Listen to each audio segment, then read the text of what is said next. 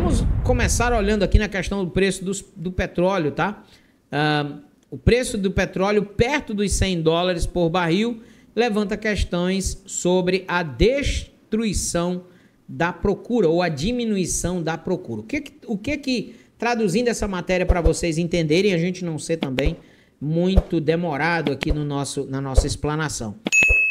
Alguns analistas internacionais estão questionando se de fato o petróleo ultrapassar o valor de $100, se ele vai ter uma continuação de procura, né, pelos países, porque vai pressionar demais os índices inflacionários, tá? Vai pressionar demais os índices inflacionários. E aí a agência, né, o diretor de pesquisa de refino na Ásia, da Wood Mackenzie, o Sushant Gupta, disse na segunda-feira que, abre aspas, há todos os sinais de que poderíamos ver o $100 por barril no quarto trimestre, a partir agora de outubro de 2023, mas alertou que a fragilidade econômica global e as quedas sazonais na demanda no primeiro trimestre fariam este longo prazo ser insustentável. Isso aqui é algo que a gente deve colocar na balança, né, para ver o impacto dessa situação aí no cenário internacional. E aí também tem uma questão que está relacionada à organização dos países exportadores de petróleo e dos seus aliados, no caso a OPEP, que é ela que determina, né, a quantidade de oferta de barris de petróleo por dia, e de vez em quando ela vai fazendo essa diminuição. Quando o preço do petróleo está ficando barato, segundo a lógica, né, da OPEP, eles diminuem a oferta, aumenta a demanda, o preço, logicamente, tem um aumento consequentemente.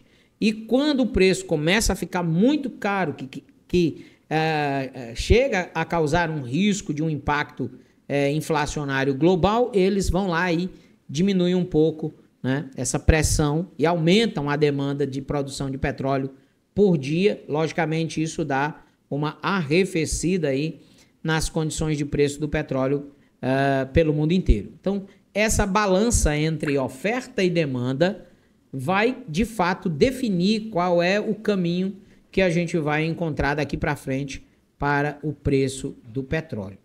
Continuando aqui a análise, né, que foi feita pela CNBC, abre aspas, estimamos que um furacão de alto impacto este ano poderá resultar numa perda temporária da produção mensal de petróleo bruto offshore de cerca de 1,5 milhões de barris por dia e numa perda temporária quase equivalente de capacidade de refinação, disse o documento de informação sobre a energia dos Estados Unidos, isso falando dos possíveis efeitos do El Niño durante o ano de 2023, tá?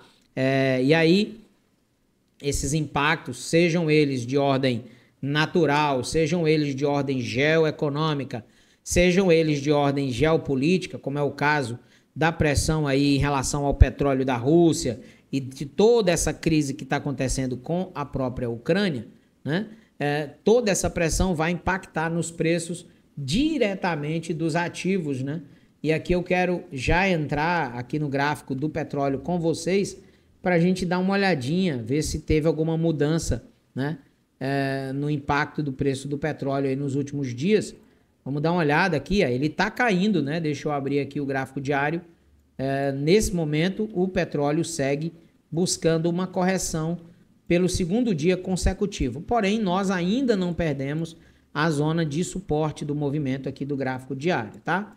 Essa zona de suporte que segue essa longa linha de tendência de alta aqui no gráfico diário, que começou no dia 29 de junho, né, que foi o rompimento desse grande canal de queda no preço da commodity pelo mundo afora, né? A gente chegou a ter aí o petróleo caindo em dezembro de 2021 para casa dos $65, depois o petróleo veio buscar uma alta de $137 lá em março de 2022.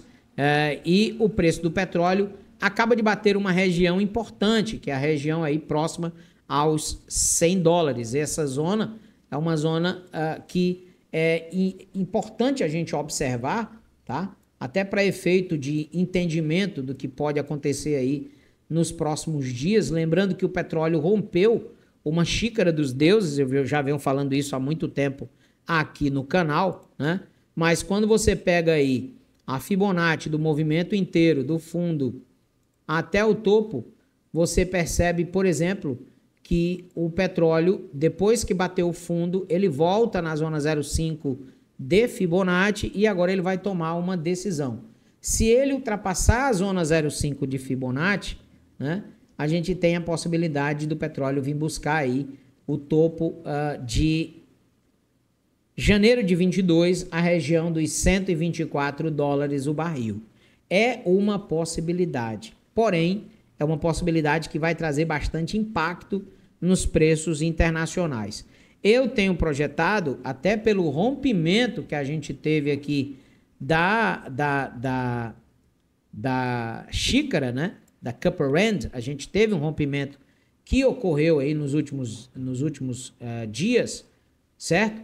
Eu fiz uma projeção aí de que, deixa eu só pegar aqui para vocês verem, eu fiz uma projeção que o dólar bateria em torno de 105 a 106 dólares, o rompimento dessa região aqui, que foi o rompimento da Copper End, que o petróleo fez aí nos últimos dias, tá? Esse rompimento projetou aqui o preço do petróleo, que vem buscar essa movimentação, né? Ele voltaria para casa aqui dos 106 dólares o barril, seria exatamente em confluência com a região 0,382 de Fibonacci.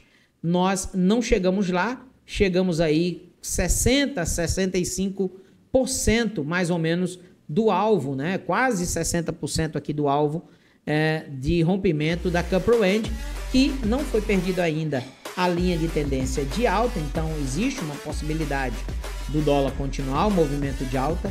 Na minha opinião, ele deve fazer apenas um repique aqui nessa zona para continuar o movimento de alta, então eu esperaria o dólar caindo para 90, o petróleo, desculpa, caindo para 90 dólares o barril, para depois vir testar mais uma vez a região dos 96 e quem sabe bater a casa dos 100 dólares aí nos próximos dias.